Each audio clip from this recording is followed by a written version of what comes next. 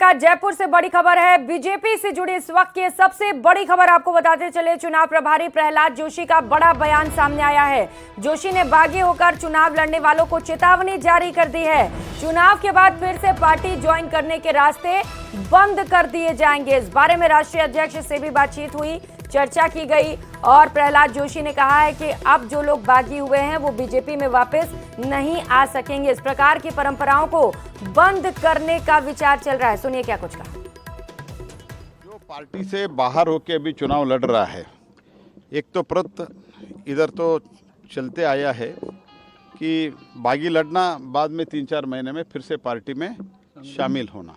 ये तो मेरा माननीय राष्ट्रीय अध्यक्ष के साथ भी मेरा चर्चा हुआ है।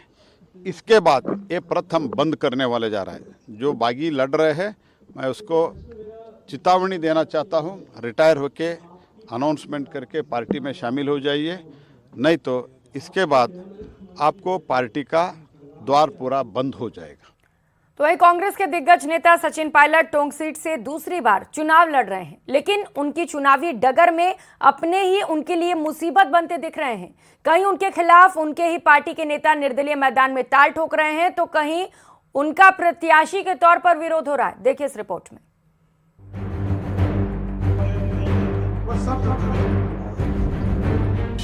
चुनावी मौसम में सचिन पायलट एक तरफ जनता के बीच पहुंचकर वोट की अपील कर रहे हैं, तो दूसरी तरफ उनकी पार्टी के नेता उनके खिलाफ चुनावी जंग में कूद पड़े हैं। ऐसे में उनके अपने ही उनकी चुनावी डगर को मुश्किल बनाने का काम कर रहे हैं। टोंक विधानसभा सीट से कांग्रेस नेता मोहसिन रशीद निर्दलीय प्रत्याशी के तौर पर चुनावी रण में उतर चुके हैं। उनका कहना है कि कांग्रेस को टोंक में स्थानीय नेता को टिकट देना चाहिए था। हमने बहुत कोशिश करी, लेकिन बाहर के स्टेट से कुछ पर्यवेक्षक आए, कुछ ऑब्जर्वर्स आए, जिन्होंने टोंक वालों की आवाज़ को नहीं सुना। हमने बहुत कोशिश करी कि स्थानीय आदमी दिया जाए, लेकिन बार बार टोंक के साथ ये जुल्म हो रहा है। लेकिन जब लोगों की आवाज़ को इस दूसरे स्टेट के ऑब्जर्वर नज़रअंदाज करेंगे तो हमें तो उठानी पड़ेगी। अपने 2 दिन के टोंक दौरे पर सचिन पायलट 33 ग्राम पंचायतों में वोटर्स से समर्थन मांग रहे हैं, लेकिन कांग्रेस कार्यकर्ताओं की नाराजगी उनके लिए मुश्किलें जरूर बढ़ा रही है। वहीं दूसरी तरफ कांग्रेस के कुछ नेता बीजेपी प्रत्याशी अजीत सिंह मेहता का समर्थन करते हुए पार्टी में शामिल हो चुके हैं। 4-6 महीने से एक मन में एक टीस सी चल रही थी कि यार हमने जिसको नेता बना के भेजा वो तो हमारा साहब हो गया, हमें साहब नहीं चाहिए, हमें भाई साहब चाहिए। मोहसिन रशीद के अलावा कांग्रेस के पूर्व सेवा दल जिला अध्यक्ष नईमुद्दीन अपोलो भी निर्दलीय चुनावी मैदान में ताल ठोक रहे हैं। मैंने जो है पार्टी में बहुत अंदर तक काम किया, मगर मैं 2013 से टिकट मांग रहा हूँ। पहले भी नहीं दिया, 18 में भी नहीं दिया और फिर 23 में भी मुझे नहीं दिया। हमारी स्थानीय की मांग थी कि स्थानीय टोंक के नागरिक को टिकट मिलना चाहिए। टोंक में कांग्रेस से स्थानीय मुस्लिम उम्मीदवार को टिकट न मिलने की नाराजगी साफ देखने को मिल रही और यही वजह है कि कांग्रेस के 2 नेता सचिन पायलट का मुकाबला करने के लिए निर्दलीय मैदान में हैं। टोंक विधानसभा में 2.6 लाख वोटर्स में से 70,000 मुस्लिम वोटर्स हैं। अब ऐसे में यहाँ के मुस्लिम वोटर्स को बड़ा वोट बैंक भी माना जाता है, जिससे सचिन पायलट की मुश्किलें जरूर बढ़ने की संभावना बढ़ चुकी है। टोंक से दौलत पारेख, न्यूज़ 18 राजस्थान। उधर सवाई माधोपुर के बामनवास में कांग्रेस की चुनावी आम सभा में सीएम गहलोत ने शिरकत की। इस दौरान सीएम ने अपने संबोधन में कांग्रेस की तमाम योजनाओं का बखान किया। सीएम ने महिलाओं के लिए लाई गृह लक्ष्मी योजना के तहत महिला मुखिया को 10,000 रुपए दिए जाने की घोषणा की। साथ ही साथ गोबर की खरीदी कर खाद्य गैस दवा बनाना, सरकारी कॉलेज खोले जाना और साथ ही साथ स्टूडेंट्स को लैपटॉप, 500 रुपए में गैस सिलेंडर जैसी गारंटियों का भी जिक्र किया। सभा के दौरान सीएम ने कांग्रेस प्रत्याशी इंदिरा मीणा के समर्थन में अपील की।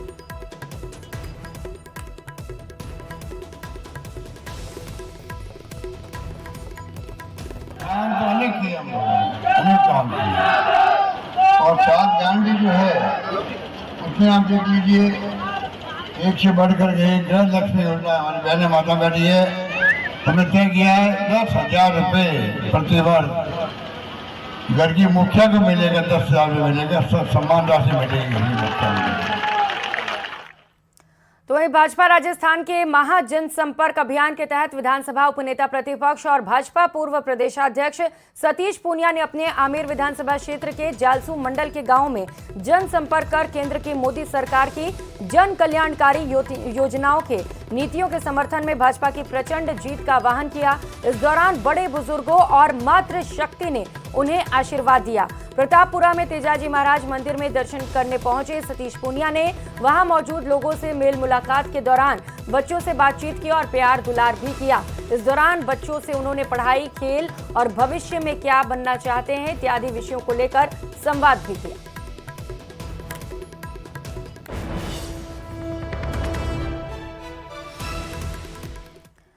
तो वहीं कांग्रेस नेता रामेश्वर दाधीच ने बीजेपी की सदस्यता ले ली। बीजेपी सांसद और जोधपुर प्रभारी विजया राहटकर ने कहा कि न्यूज 18 राजस्थान से बातचीत में कि आने वाले दिनों में जोधपुर संभाग में पीएम मोदी की सभा होगी। जोधपुर संभाग में परिणाम काफी अच्छे आएंगे। सुनिए। जोधपुर से आज कांग्रेस को बड़ा झटका लगा है। जोधपुर नगर निगम के पूर्व मेयर रामेश्वर दाधीच ने आज बीजेपी ज्वाइन की है और इस ज्वाइनिंग के पीछे बड़ी भूमिका रही है विजया ताई की। सांसद विजया राहटकर जो प्रभारी भी हैं जोधपुर की। मैडम, किस प्रकार से भूमिका बनानी पड़ी, अचानक ये बड़ी ज्वाइनिंग कराई आप लोगों ने? देखिए, आज राजस्थान की स्थिति ऐसी है कि कांग्रेस सरकार जो काम कर रही है उस कामों को लेकर कांग्रेस के जो पदाधिकारी है, जो कार्यकर्ता है, वो भी खुश नहीं है, क्योंकि ये सभी मानव है और उनको ये लगता है कि राजस्थान में अच्छे तरीके से लोगों के साथ व्यवहार हो। जोधपुर संभाग तो हम सबसे अच्छी जगह से अगर संख्या में अगर कहीं सीटें आने वाली है बीजेपी की तो वो जोधपुर संभाग में आने वाली है। पर बात इतनी नहीं है, ये बात पूरे के पूरे राजस्थान में रिपीट होगी और पूर्ण राजस्थान में हम अच्छी सीटें लेकर आएंगे, 2/3 बहुमत की सरकार बनाएंगे। अच्छा, एक लास्ट सवाल बता दीजिए मैडम, जोधपुर संभाग में पीएम मोदी, योगी आदित्यनाथ किस प्रकार की और कब सभा, रोड शो की भी बात आ रही है जोधपुर में? जी, माननीय प्रधानमंत्री नरेंद्र भाई मोदी जी की सभा जोधपुर संभाग में होने वाली है। अभी एक जो सभा है वो 15 तारीख को ही उनकी जोधपुर संभाग में हो रही है। उसके बाद भी एक सभा होगी और भी अनेक कार्यक्रम आएंगे। इसके साथ साथ माननीय होम मिनिस्टर हमारे आदरणीय अमित शाह जी, उनके साथ साथ राष्ट्रीय अध्यक्ष जेपी नड्डा जी, इनके भी कार्यक्रम है। ये सभी कार्यक्रम जोधपुर संभाग में बहुत अच्छे तरीके से होंगे और इस कार्यक्रम के माध्यम से हम जनता को अपने साथ और जोड़ेंगे। बहुत बहुत धन्यवाद। ये विजयताई जिन्होंने का साफ तौर पर कहना था कि जोधपुर संभाग में जिस प्रकार की ज्वाइनिंग हुई है इससे बीजेपी को मजबूती मिलेगी। खबर भरतपुर से है, जहां पर नदबई में बीजेपी प्रत्याशी जगत सिंह ने चुनाव प्रचार के दौरान जनसभा को संबोधित किया। इस दौरान गुर्जर समाज की पंचायत का भी आयोजन किया गया। सभा में बीजेपी प्रत्याशी ने कांग्रेस के जोगेंद्र सिंह अवाना पर जमकर जुबानी हमला बोला। इस दौरान बीजेपी नेता ने दावा किया कि नदबई विधानसभा क्षेत्र में अब तक सैकड़ों की संख्या में कांग्रेस कार्यकर्ताओं ने बीजेपी का दामन थामा है।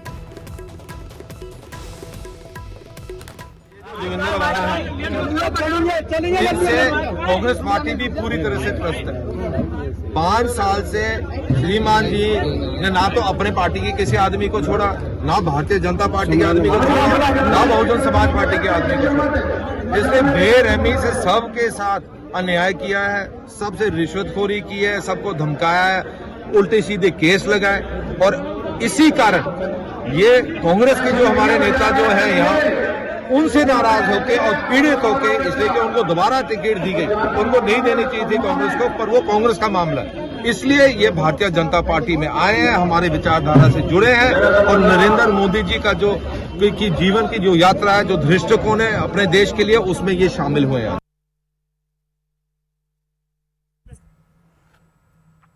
और चुनाव आते ही नेताओं की जुबान फिसलने का सिलसिला भी तेज होता चला जा रहा है। कब क्या कह दे अंदाजा लगाना मुश्किल है। भरतपुर की वैर विधानसभा सीट से बीजेपी उम्मीदवार बहादुर सिंह कोहली और अलवर जिले की किशनगढ़ बास विधानसभा से बीजेपी प्रत्याशी रामहेत यादव के विवादित बयान सुर्खियां बटोर रहे हैं। देखिए। यो मतवादियों मेरे कलेक्टरों की पीटो है, उसे कहूंगे एसपी की पीटो है, थानेदारों की पीटो है। चैलेंज करता हूं, मेरे जीते जी वर्दी उतार के उसको नौकरी से बाहर।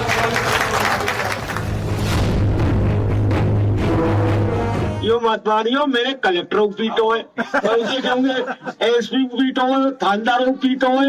बिना पेंशन के नौकरी भेजने का काम कर दूंगा अगर बदमाशी बहुत लोगों को घर भेजा है मैंने। और मैं अभी निर्वाचन आयोग से बात भी करने वाला हूँ। ये दो तस्वीर हैं बीजेपी प्रत्याशियों की जो इन दिनों अपने बयानों के चलते सुर्खियां बटोर रहे हैं। एक तस्वीर में वैर विधानसभा से बीजेपी प्रत्याशी बहादुर सिंह हैं, तो दूसरी तस्वीर में किशनगढ़ बांस सीट से रामहेत यादव। अब चुनावी सभा हो और सामने जनता की भीड़ हो तो नेताजी का बेकाबू होना लाजमी है। कुछ ऐसा ही हुआ बीजेपी उम्मीदवार बहादुर सिंह और रामहेत यादव के साथ, जिन्होंने पुलिस प्रशासन के खिलाफ कैसे रौब झाड़ा वो आप खुद ही सुन लीजिए। क्यों कर दे तो यानी ये बहादुर सिंह कोहली यो मतवानियों मेरे कलेक्टरों को पीटो है, ऐसे कहूँगे एसपी को पीटो है, थानेदारों को पीटो है, वीडियो चलाई मुख्यमंत्री को पीटो है। तो यानी अब ये नहीं लगाई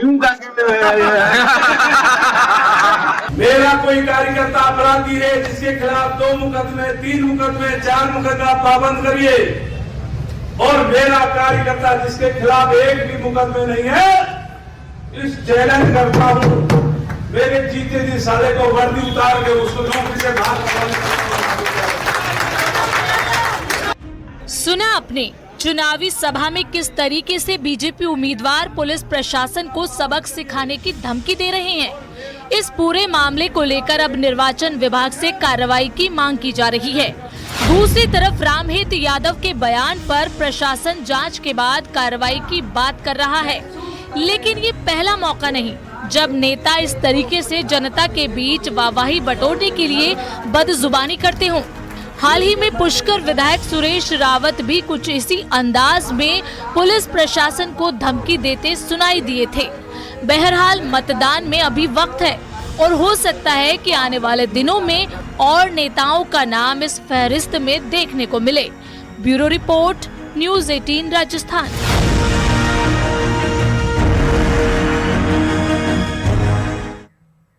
और यहाँ रुकेंगे एक छोटे से ब्रेक के लिए, लौटेंगे फौरन।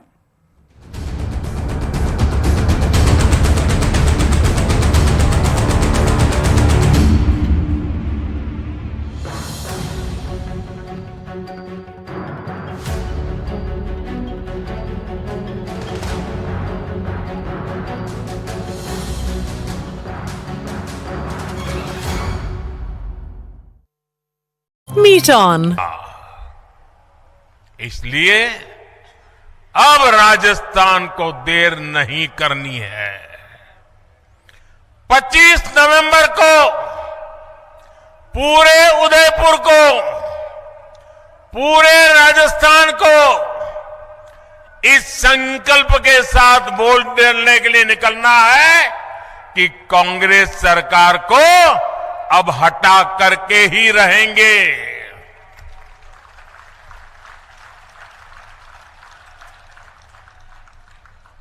मेरे परिवारजनों, आज राजस्थान में न दलित, पिछड़े और गरीब सुरक्षित है और ना ही हमारी बहन बेटियां सुरक्षित है। कांग्रेस ने महिलाओं के खिलाफ अपराध के मामलों में राजस्थान को नंबर 1 बना दिया है। कांग्रेस सरकार महिलाओं के खिलाफ अपराध को काबू कर पाने में पूरी तरह नकारा साबित हुई है। और शर्मनाक ये कि कानून व्यवस्था के सवाल पर कांग्रेस के मंत्री मजाक उड़ाते हुए कहते हैं कि ये मर्दों का प्रदेश है।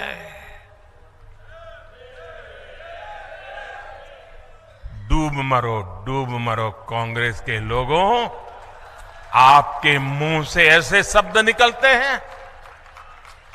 आपने सिर्फ राजस्थान की माताओं बहनों का ही अपमान नहीं किया, आपने राजस्थान के मर्दों का भी अपमान किया है। राजस्थान के मर्द माता बहन की इज्जत के लिए अपना सर कटाने के लिए तैयार होने वाले लोग होते हैं। उनकी मर्दानगी माता बहनों की रक्षा के लिए समर्पित होती है। और तुम्हारे मंत्री सबके बीच बेशर्मी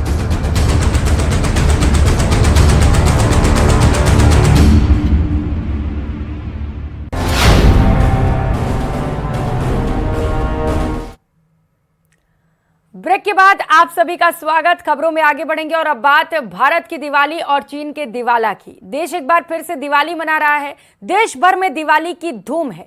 ऐसे में पीएम मोदी ने एक बार फिर से वोकल फॉर लोकल के मंत्र को नया कर दिया है। प्रधानमंत्री नरेंद्र मोदी ने लोगों से इस दिवाली वोकल फॉर लोकल को बढ़ावा देने के लिए अपील की है। देखिए इस रिपोर्ट में।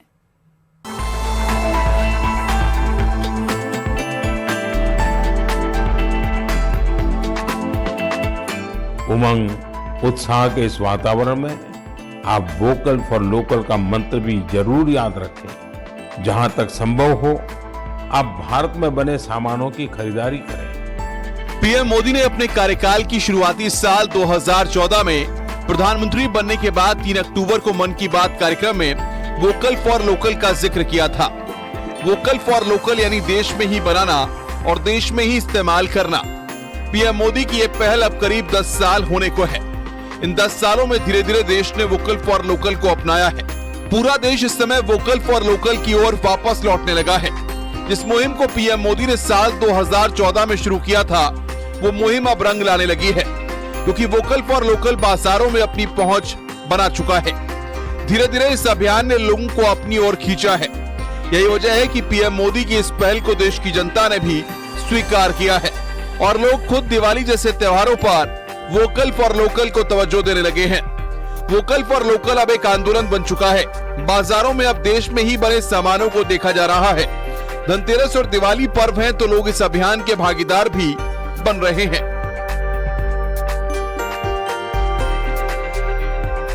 पीएम मोदी की अपील और वोकल फॉर लोकल की गूंज धीरे धीरे अब शहरों को अपनी ओर खींचने लगी है। शहर के लोग भी अपनी देश के में बने सामानों का इस्तेमाल कर रहे हैं। ग्राहक अपने देश में ही बने सामानों को मजबूती से प्राथमिकता देने लगे हैं। भारतीय मार्केट में चीन 2014 से पहले और बाद के कुछ साल तक पकड़ बना रखा था, लेकिन पीएम मोदी के वोकल फॉर लोकल ने चीन को मार्केट में कमजोर कर दिया है। एक रिपोर्ट के मुताबिक दिवाली से जुड़े कारोबार में चीन को काफी नुकसान हुआ है। चीन को करीब 1 लाख करोड़ रुपए का बड़ा नुकसान होने की आशंका जताई जा रही है। यानी वोकल फॉर लोकल अब मार्केट में वापसी करने लगा है और पीएम मोदी की मुहिम रंग लाने लगी है। छत्तीसगढ़ के बिलासपुर के रहने वाले कारीगर रविकांत शास्त्री ने अपने हाथों से बनाए हुए सामानों को लेकर दिल्ली आई और बीजेपी अध्यक्ष जेपी नड्डा को दिखाया। दृष्टि से, नीतियों से भी और हमारे दैनिक जीवन में भी किस तरीके से हम आत्मनिर्भर भारत को आगे बढ़ा सकते हैं, इसके लिए बहुत से प्रयोजन प्रधानमंत्री जी ने हम सबके सामने रखे हैं और पॉलिसी इंटरवेंशंस भी की हैं।